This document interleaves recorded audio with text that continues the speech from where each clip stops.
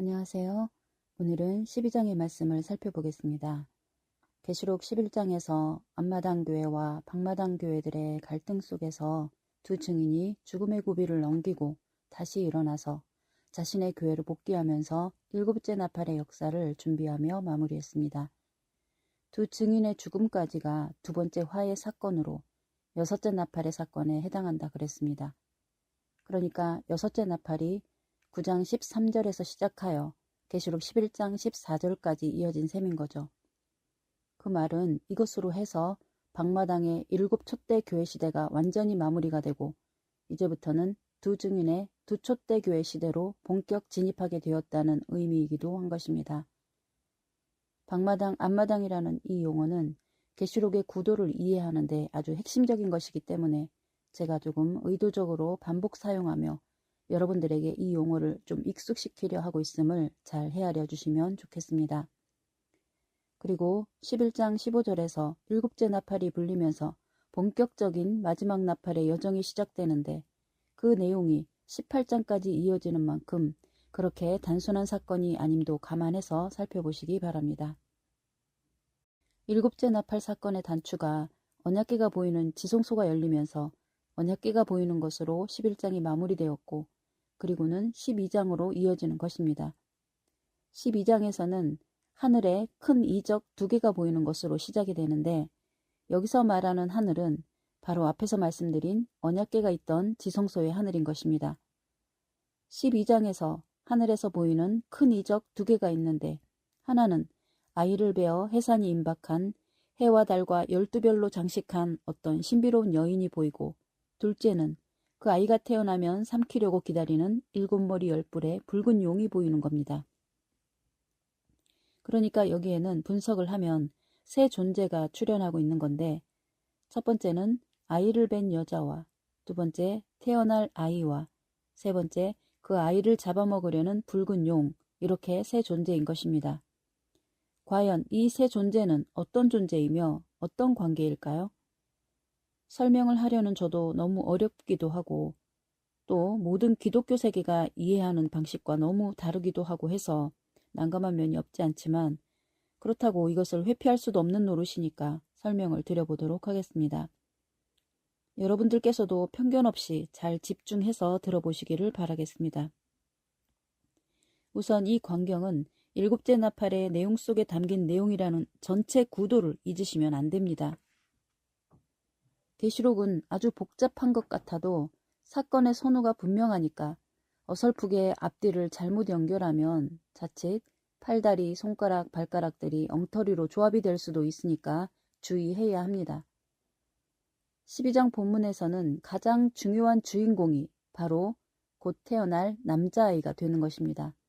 왜냐하면 이 아이는 장차 만국을 철장으로 다스릴 아이라고 하니까 말입니다. 만국이라 하면 이 세상 전체를 말하는 거 아닙니까? 한 나라의 대통령도 크고 중요한데 이 세상 전체를 다스릴 아이니까 얼마나 중요하겠습니까? 이것은 곧 11장 15절에서 마지막 나팔이 불려질 때 선포한 세상 나라가 주와 그리스도의 나라가 되었을 때 그 새롭게 된 만국을 다스릴 아이인 것이니 얼마나 중요하겠습니까? 그러니 이 남자아이를 누구보다 싫어할 수밖에 없는 존재가 바로 마귀 사단인 거죠. 이 아이의 출현은 곧 사단의 세력이 무적행으로 들어가야 한다는 것을 의미하는 것이니까요.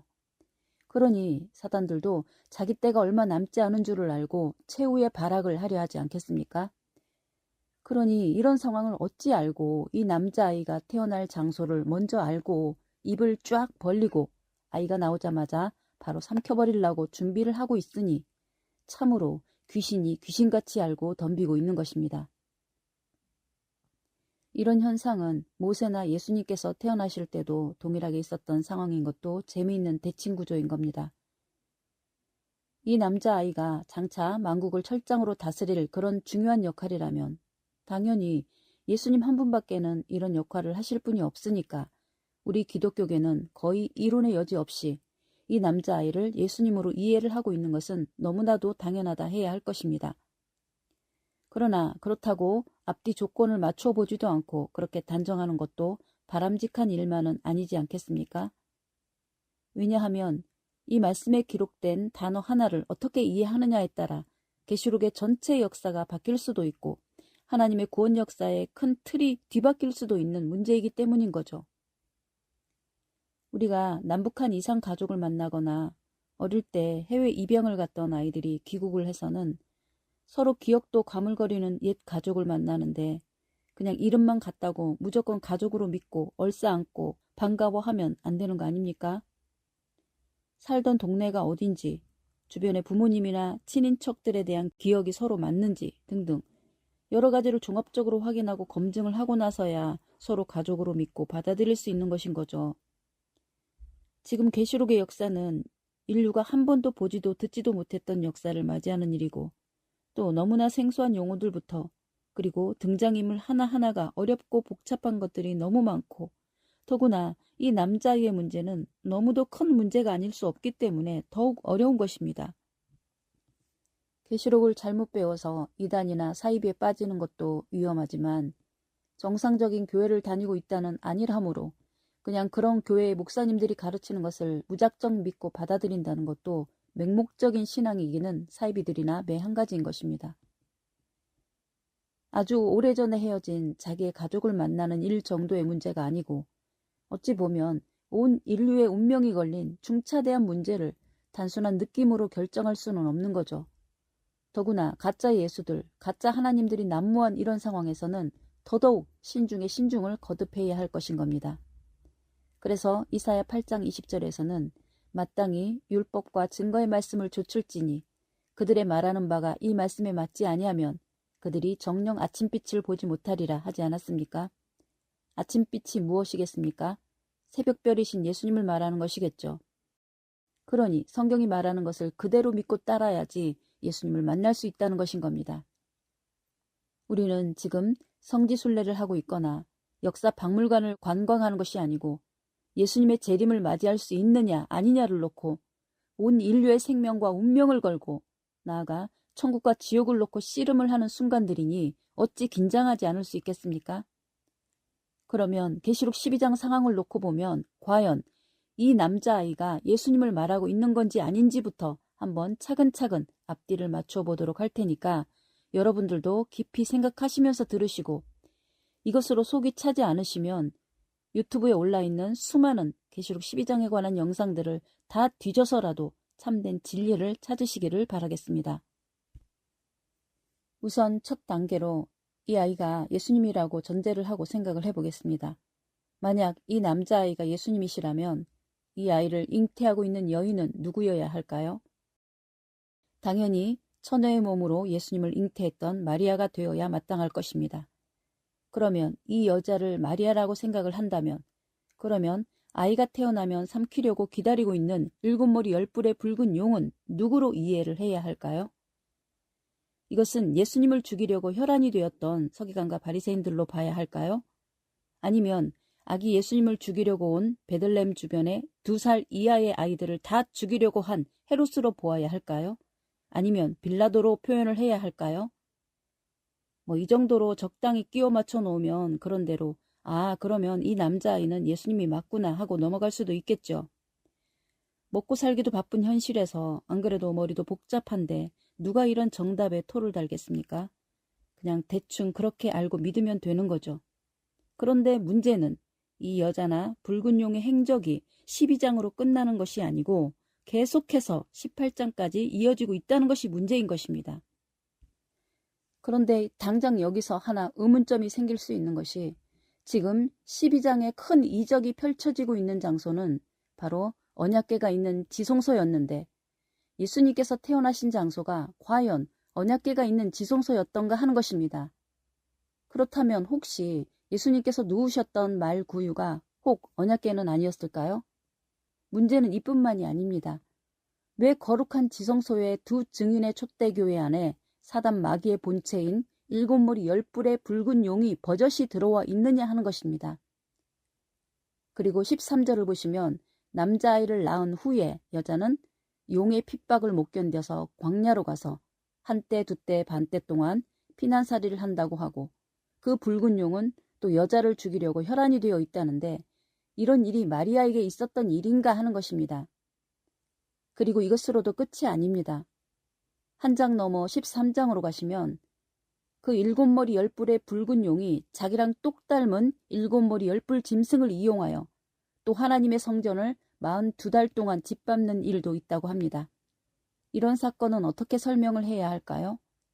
그뿐 아니라 용을 피해서 광야로 도망을 갔던 그 여자는 계시록 17장을 가보시면 거기서는 그 7머리 10뿔을 가진 짐승을 타고서 온 세상을 미혹시키는 음녀가 된다고 했는데, 이런데도 이 여자를 과연 마리아로 해석하고 붉은 용을 서기관 바리새인이나 헤롯으로 해석해도 될까요? 한 다리만 건너서 검증을 해보기만 해도 이 여자는 결코 마리아가 될 수 없다는 것을 너무나 분명하게 확인할 수 있는데, 이런 시도를 아무도 하려고 하지를 않는 것입니다.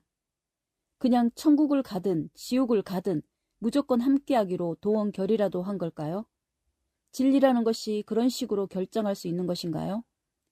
그런 결정을 하나님께서 장한 결정을 했다고 수용해 주실까요? 자, 이쯤만 되어도 문제가 아주 심각해집니다. 이 여자가 마리아가 아니면 이 남자아이는 결코 예수님이 아니신 것이 되는 거니까 말이죠. 여러분들 어찌하실 것입니까? 우리 목사님들이 이 영상을 보고 계신 분들이 있는 걸로 제가 알고 있는데, 반드시 잘못된 게 있으면 댓글에다가 기록을 남겨서 저의 어리석음을 일깨워 주시기 바랍니다. 예수님을 예수님이 아니라고 해도 크나큰 불경인 거고, 예수님이 아닌 걸 예수님이라고 부르는 것도 참으로 큰 불경 아니겠습니까? 7영과 성령을 혼동해서 엉뚱하게 호칭하듯이 그러면 큰일 나는 것입니다. 이런 것은 자칫 십계명에서 금하고 있는 하나님의 이름을 망령되이 일컫는 죄에 해당할 수도 있는 것인 겁니다. 이래도 아무렇게나 적당히 호칭을 쓰겠습니까? 이런 엄청난 잘못된 복음을 가르치고 있는 것에 대해서 우리 신앙인들은 아무런 죄책감도 문제의식도 없이 지내는 것입니다. 기껏 교회 개혁운동을 운운하는 목사님들이나 평신도 여러분들이 강조한 문제들은 단지 목사가 재산을 빼돌렸네, 간음을 했네, 교회를 아들에게 물려줬네 그러면서 지극히 인간적인 문제들에만 국한되어 있는 것이죠. 성경은 아예 알지를 못하니까 그럴 수밖에 없는 겁니다. 그럼 복잡한 교리적인 문제는 대충 분위기 따라 좋은 게 좋은 거라는 식으로 넘어가고, 좀 따지려고 하면 뭘 그리 꼬장꼬장하게 따지면서 믿으려 하냐, 골치 아프게 대충 그냥 예수님만 믿으면 되는 거지 그러면서 말입니다. 세상의 모든 기독교 세계가 다 이 남자아이를 예수님이라고 주장을 해도 저희는 결단코 이 아이는 예수님도 아니고 아이를 잉태한 여인이 마리아도 아니라는 사실을 명백히 밝혀두려는 것입니다. 그리고 만약에 이 남자아이가 예수님이라면 예수님은 이미 2000년 전에 태어나신 분인데 왜 계시록에서 7째 나팔이 불리는 이 시점에서 다시 태어나는 것처럼 표현을 하셨냐는 것도 설명을 해야 할 것이고, 그리고 이 남자아이가 태어나기 이전에 두 증인의 사건은 무엇이며 그 이전에 7 금초대며 7 나팔들의 재앙들은 또 무엇이냐는 겁니다. 사건의 선후 관계가 복잡하게 서로 얽혀 있는 것인데 우리는 그냥 한 페이지만을 뚝 잘라서 마치 그것이 전체를 포괄하는 정답인 것 마냥 다수결로 밀어붙이려고 하니 어쩌겠습니까? 과연 진리를 그런 식으로 결정할 수 있는 것일까요? 자, 이런 정도로 이 남자아이가 예수님은 아니라는 입장은 어느 정도 전달이 된 걸로 하고, 이제부터는 남자아이가 갖는 의미와 그 주변 상황과의 상관관계들을 점검해 보겠습니다. 그러니 여러분들도 깊이 들어보시고 잘 판단을 하시기 바랍니다. 이 남자아이의 문제는 계시록 전체에서 가장 중요한 본질적인 주제인 것이고, 나아가 성경 전체의 핵심일 뿐 아니라 온 인류에게도 미칠 엄청난 사건인 것입니다. 그러니 이런 사안의 중요성을 감안해서 신중에 또 신중함으로 이 주제를 다루셔야 한다는 사실을 생각하면서 진지하게 함께 동참해 주시기를 바랍니다. 자, 그렇다면 이 남자아이가 예수님이 아니라는 관점에서 규명해야 할 것들을 하나씩 살펴보도록 하겠습니다. 자, 우선은 아이를 잉태 중인 이 여인은 어떤 여인일까요? 이 말씀은 단순히 한 여자가 임신했다는 이야기를 말하려는 걸까요? 우선 이런 유사한 성경 기록들을 비교해 보면서 이해의 폭을 좀 넓혀가 보겠습니다. 우선 예수님께서 예언하신 종말의 예언 중 마태복음 24장 19절을 보시면 그날에는 아이벤 자들과 젖먹이는 자들에게 화가 있으리라는 말씀이 있는데 여기서 말하는 이 아이벤 자와 계시록 12장의 이 여인과는 어떤 연관성이 있을까요? 아니면 정말 말세가 되면 잉태하는 여인들과 젖먹이 아이들을 키우는 여자들이 재앙을 입는 것일까요? 말세에 크나큰 재난이 온다면 과연 이런 여인들에게만 화가 있을까요? 그래서 요즘 사람들이 결혼을 기피하는 것이고 아이 낳기를 회피하는 것일까요? 그리고 이사야 54장 1절에서는 이런 말씀도 있습니다. 잉태치 못한 자여 즐거워하라. 그렇지 못한 자여 소리질러 외치라. 이는 홀로 된 자의 자녀가 남편 있는 자의 자녀보다 많음이라 라고 하셨는데 이것은 또 어떤 의미일까요? 이것은 남편도 없는 여인인 과부가 남편 있는 여자보다 아이를 더 많이 낳을 것이니 과부라고 슬퍼하고만 있지 말고 오히려 즐거워하라는 건데 어찌 이런 일이 가능할까요? 이런 말씀들은 단순하게 눈에 보이는 그대로의 말씀이 아니라 영적인 상황을 비유한 것이죠. 그 뜻을 풀어보자면 모든 하나님의 백성들은 신령한 젖을 사모해야 하는 아이들인 거고 모든 목자들은 성도들에게 신령한 젖을 먹여야 하는 사람이죠. 더구나 예언이나 계시록의 말씀을 가지고 오는 선지자들은 특히나 더 사람들이 말씀을 들어주지 않으니 얼마나 외롭고 고달플까요? 저는 이런 계시록의 말씀을 전해봐서 그 어려움이 얼마나 큰지 잘 알고 있습니다. 그에 비하면 그냥 평범한 설교를 하고 사람들이 좋아하는 설교를 하는 교회들은 전도하기도 쉽고 교인들 숫자도 많고 규모도 얼마나 엄청납니까? 그러니 예언의 말씀이나 계시록의 말씀을 전하는 목자들은 그야말로 아이를 낳지 못하는 과부와 같아서 같은 목사들이 모이는 장소에 가도 왠지 기가 죽고 내가 목회를 잘못하고 있는 건가 싶어 괴로울 때도 있지 않겠습니까? 그럴 때마다 나도 좀 쉬운 목회를 할까 하는 유혹을 받을 때가 있는 것입니다. 그러나 진정 하나님의 진리의 역사라면 반드시 그 어떤 외형적인 성공과는 상관없이 가야 하는 것이고 그러다가 때가 되면 더 많은 역사가 일어날 것이니 결단코 두려워도 말고 좌절하지도 말라는 위로의 말씀인 겁니다. 그러니 아이벤 자는 평범한 여자를 말함이 아니고 그 신령한 저주로 아이를 잉태하고 양육하여 하나님의 나라를 부흥시켜서 땅끝까지 이르러 모든 족속들을 제자로 삼아야 하는 목자들이고 선지자들인 것입니다. 그런 흐름으로 볼 때 계시록 12장의 잉태한 여인도 단순하게 생물학적인 여자가 아니라 영적 자녀들을 생산하는 더구나 앞으로 만국을 철장으로 다스릴 어마어마한 아이를 임신한 목자를 비유한 말씀인 것입니다. 거기다가 해와 달과 12별로 장식한 엄청난 이 여자는 일반적인 교회의 목자가 아니라 계시록적인 전후 상황에서 보면 앞마당인 두 촛대 교회의 목자인 두 증인에 해당하는 바로 그 사람인 것입니다. 예수님께서는 육신적으로는 어머니 마리아에게서 낳았지만 영적 사명자로서는 길 예비자인 세례 요한에게서 세례를 받음으로써 메시아로서의 기름 부음을 받고 사명자로 등극한 것처럼 이 남자아이는 두 증인의 교회에서 양육받으며 태어나게 되고 결국은 그곳에서 기름 부음을 받고 하늘 보좌로 올라가게 된다는 것입니다. 12장에서 나타나는 이 남자아이가 예수님이 아니라 이 마지막 시대를 짊어지고 가야 할 하나님의 보내신 마지막 선지자라고 한다면 이 문제는 참으로 온 기독교 세계뿐 아니라 이 지구상에 미칠 엄청난 빅뉴스가 아닐 수가 없는 것인 거죠. 과연 그럴 수 있을까요? 세상이 이런 사실을 알게 된다면 이 아이의 운명은 어떻게 될까요? 이 아이를 위해서는 아직 세상이 전혀 모르고 있는 것이 더 안전할 수도 있지 않을까요? 더 이상 상세한 이야기는 드리지 않겠습니다만 이 남자아이에 대해서는 그냥 쉽게 속단은 하지 마시고 여러 경우의 수를 염두에 두고 기도하면서 말씀을 더 깊이 공부하면서 하나님의 명확한 뜻을 찾고 검증하고 또 검증하는 것이 되리라 생각이 듭니다.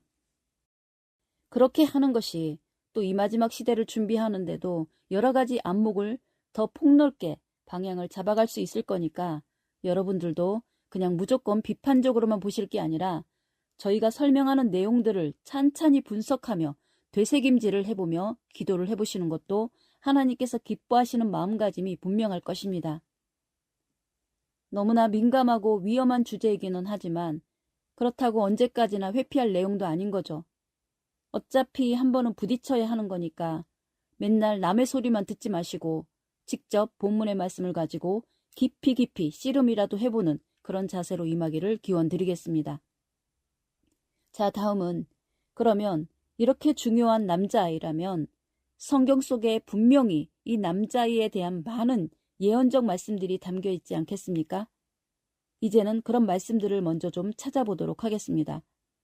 맨 먼저는 앞서 계시록 2장 3장에서 이기는 자에게 주시는 축복들을 설명드리면서 언급했던 말씀들 중에 해당되는 것들을 재생을 해보도록 하겠습니다. 제가 영상을 통해 이기는 자에게 약속한 축복 중에서 공유할 수 있는 축복과 공유할 수 없는 축복에 대해 말씀을 드렸는데 기억이 나십니까?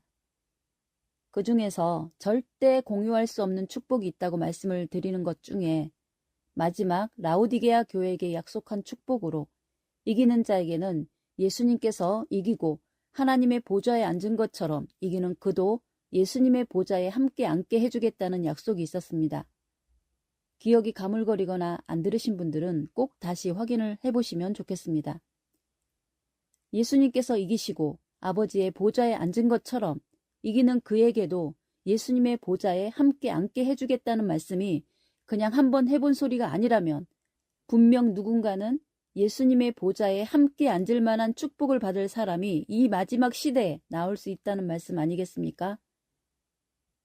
그리고 두아디라 교회에 약속한 축복을 보시면 2장 26절에서 이기는 그에게 만국을 다스리는 권세를 주는데 그가 철장을 가지고 저희를 다스려 질그릇 깨트리는 것과 같이 하리니 나도 내 아버지께 받은 것이 그러하다고 하셨습니다. 이것도 역시 예수님의 보좌를 주겠다는 약속의 말씀과 같은 성격의 축복인 거죠. 만국을 다스리는 권세를 주는데 철장을 가지고 다스린다고 하니 계시록 12장의 남자아이도 철장으로 만국을 다스릴 아이라 했으니 이 역시 같은 축복인 거죠. 그리고 뿐만 아니라 버가모 교회에게 약속하신 말씀 중에는 이기는 자에게 흰 돌을 주는데 그 돌 위에 새 이름을 기록해 주시겠다 하시고는 그 새 이름은 받은 자 외에는 알 수 없는 것이라 했습니다. 그리고 빌라델비아 교회에게는 심지어 예수님의 새 이름을 주겠다고도 하신 것 아닙니까? 예수님의 새 이름이라는 것에 이 단어에 집중하셔야 합니다.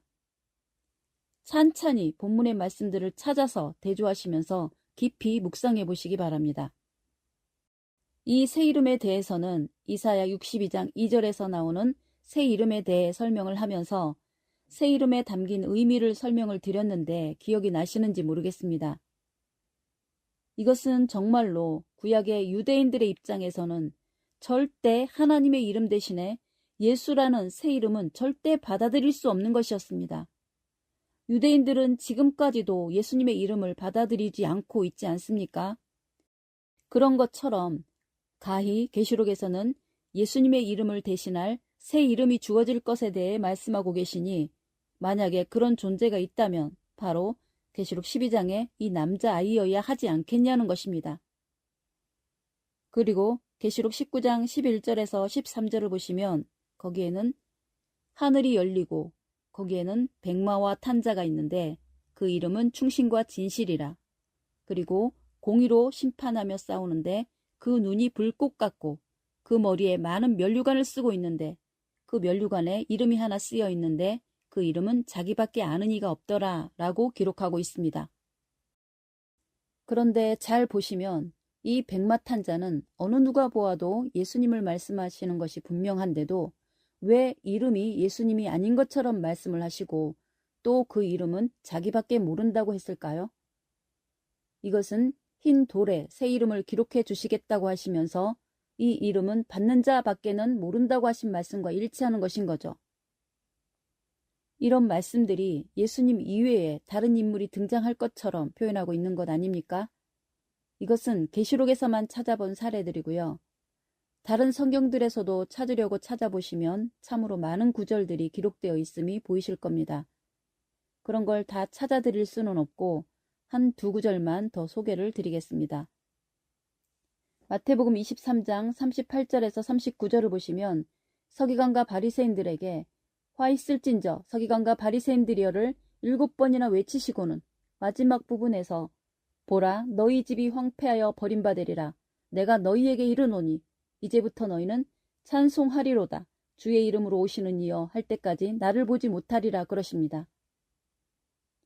이 말씀은 서기관과 바리새인들에 대해 완전 파멸을 선포하시고는 이제는 다시는 나를 만나고 싶어도 만날 수가 없을 것인데 혹 다시 나를 만날 날이 있다 해도 그때는 내가 아니라 내 이름으로 오는 자를 통해서라야 나를 볼 수 있을 것이라는 겁니다. 이를테면 주님이 시여가 아니라 주의 이름으로 오시는 이여라고 칭송한다는 겁니다. 찬양을 하는 것도 주님을 찬양하는 것이 아니라 주의 이름으로 오시는 이를 찬양하게 된다는 말씀인 거죠. 그렇다면 이 남자아이는 예수님 자체가 아니라 주의 이름으로 오는 선지자인 것입니다. 한 구절만 더 살펴보겠습니다. 누가복음 17장에서 예수님께서 종말에 있을 일을 예언하시면서 번개가 하늘 이편에서 번듯하여 하늘 아래 저편까지 비침같이 인자도 자기 날에 그러하리라고 하시면서 17장 25절을 보시면 그러나 그가 먼저 많은 고난을 받으며 이 세대에게 버림받아야 할지니라 라고 하십니다. 여기서 이채로운 것은 예수님 재림 때에도 또 초림 때와 같이 버림받고 고난을 당해야 할 일이 있다고 하시는 겁니다. 왜 재림 때에도 또다시 고난을 당해야 할까요? 그러면서 좀 애매하게 표현하시는 것은 고난을 당하긴 당해야 하는데 예수님 자신이 버림받아야 한다고 말씀하시지 않고 그가 라고 하면서 제3자의 어떤 존재로 놓고 그가 많은 사람들에게 버림받아야 한다고 말씀하셨을까요? 예수님께서 재림을 하실 때는 구름을 타고 오시는데 무슨 사람들에게 버림을 받고 고난을 받을 일이 뭐가 있겠습니까? 그런데도 그가 먼저 고난을 받고 버림을 받는 일이 있어야 한다고 하시는 겁니다. 그런데 좀 애매한 표현으로는 예수님 자신이 직접 고난을 당하는 것이 아니라 그가 라는 제3자를 내세워서 그가 먼저 많은 고난을 받으며 이 세대에게 버림을 받아야 할지라 라고 하시는 겁니다. 이런 맥락이라면 그 버림을 받고 고난을 당해야 하는 또 다른 존재가 있다면 그것은 계시록 12장에서 나타나는 이 남자아이밖에는 없는 것 아니겠습니까? 달리 표현을 하자면 지금 12장에서 출현하는 이 아이는 그야말로 태어나자마자 나오기만 하면 잡아먹으려고 대기하고 있는 7머리 10뿔의 붉은 용에게 죽도록 핍박을 받아야 하는 운명으로 표현을 하지 않았습니까? 뿐만 아니라 자기를 낳아준 이 어머니 격인 이 여자마저도 이 남자아이를 죽이지 못해 안달이 나 있을 지경이니 그 고난이 어떻겠느냐는 것입니다. 모세도 예수님도 태어나자마자 그런 시련을 겪으시며 혹독한 성장기를 겪으셨지 않습니까? 그러니 이 남자아이가 장차 만국을 철장으로 다스리게 될 거라는 이 표현 때문에 이 남자아이에 대해 괜히 색안경을 끼고 보시거나 행여 시샘의 눈초리로 보지 말아야 할 것은 이 아이의 가야 할 길은 아무런 고생도 없이 그저 영광만 누리는 그런 존재가 아니라 계시록 18장까지의 여정에서도 짐작할 수 있듯이 정말 예수님만큼은 아닐지라도 그의 버금갈 정도의 엄청난 고난의 여정을 겪고 난 뒤에 그런 영광의 상급을 받으신다는 것을 생각하고 이해를 해야 할 것입니다. 낳아준 부모로부터도 버림받은 고아처럼 그리고 소시적부터 아껴주고 사랑해준 남편으로부터 버림받은 과부처럼 외롭고 고통스러운 그 험난한 길을 걸어야만 하는 사명인 것입니다. 자, 다시 본문으로 돌아가서 이런 상황 속에서도 모세나 예수님의 출생처럼 그렇게 아슬아슬하게 이 남자아이는 태어나게 되고 그렇게 태어난 아이는 12장 5절에서 하나님 앞과 그 보좌 앞으로 올려가더라고 했습니다.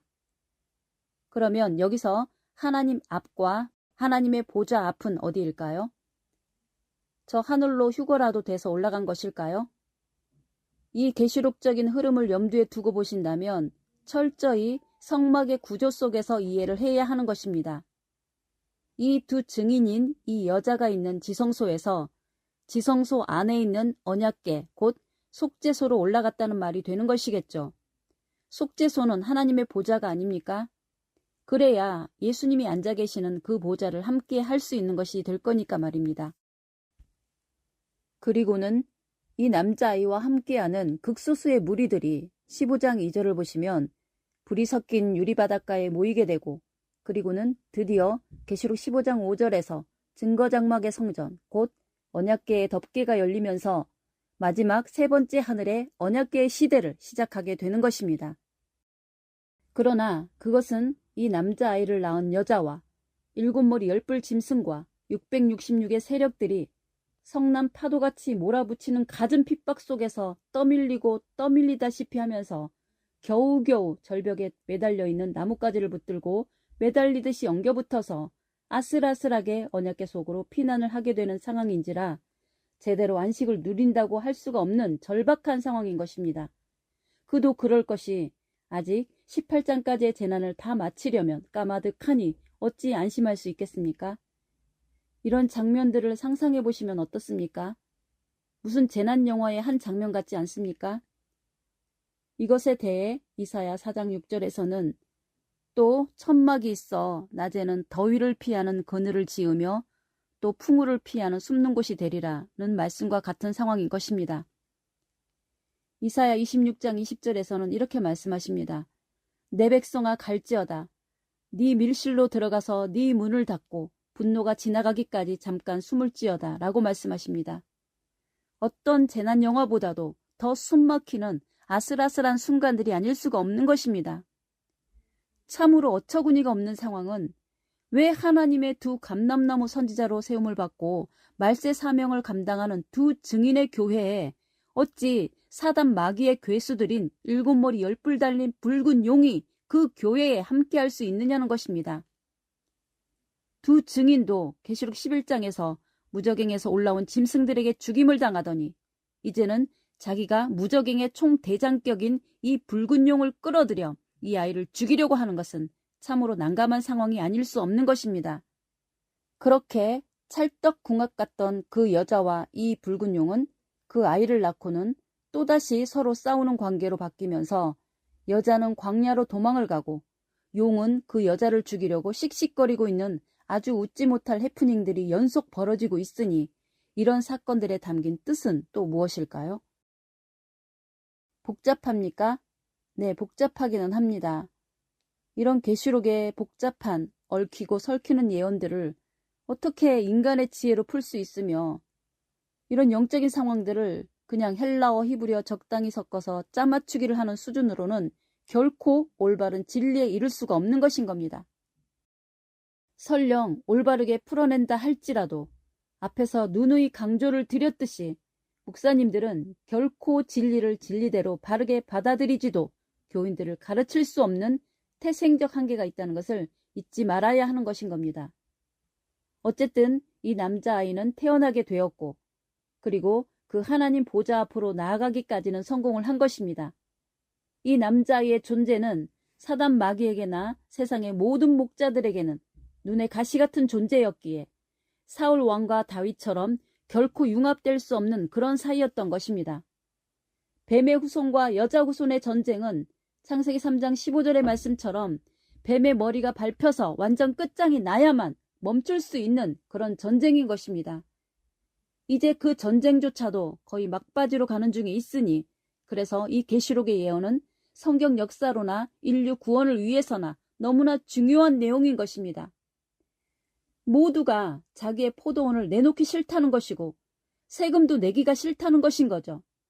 마태복음 21장 33절에 나오는 그 악한 포도원 농부들이 되는 셈인 겁니다. 하나님과 우리네 인생들과의 관계가 왜 이렇게 쉬울 듯도 한데 그렇게 어려울까요?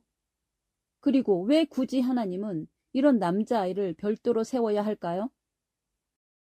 그리고 굳이 예수님께서도 친히 십자가를 지는 것과 같은 극단적인 방법이 아니라도 좀 쉬운 속죄의 법칙을 마련했으면 안 되었을까요? 참 우리 하나님은 우리 인간들의 머리로는 이해가 안 되는 분이신 것 같습니다. 다시 질문을 생각해 보시기 바랍니다. 왜 이 남자아이 같은 존재가 우리 인류에게는 필요할까요? 그냥 죽어서 천국을 가면 하나님과 예수님이 다 알아서 통치를 하시면 되는데 말이죠. 문제는 죽어서 가는 천국은 일단은 나중의 문제이고 먼저는 이 땅에서 이루어야 할 일이 먼저 있기 때문인 것입니다. 그것은 바로 세상 나라를 주와 그리스도의 나라로 바꾸는 일인 거죠. 여러분들 한번 생각을 해보세요. 하나님께서 우주 만물을 창조하시고 이 지구촌에다 온갖 생명체를 번성케 하시고 하나님께서 보시기에도 너무너무 좋으셔서 쳐다보기도 아까울 이 지구촌을 창조하시고 그 모든 것들을 관리하도록 하나님 자신의 분신으로 인간을 창조하셨는데 어찌 한 번도 하나님의 의도대로 낙원다운 낙원을 한번 완성해 보지도 못한 채 우주의 종말, 이 지구 종말로 허무하게 불태우고 없애야만 될까요? 정말 그렇게 되면 하나님께서는 영원히 실패자가 되는 거고 결국은 사단의 방해 공작을 극복하지 못한 사단도 이기지 못하는 영원한 패배자가 되는 것인데 그런 일을 어찌 하나님께서 용납할 수 있겠습니까? 마태복음 28장 19절의 말씀처럼 하나님께서는 반드시 세상 모든 족속들을 예수님 이름 앞에 복속시키시고 모든 사람들을 예수님의 제자로 만드셔서 세상 나라를 진정한 주와 그리스도의 나라로 만드시고야 말 것입니다. 하나님은 예레미야를 보내시면서 이런 미션을 부여하셨습니다. 예레미야 1장 10절에서는 이렇게 표현하고 있습니다.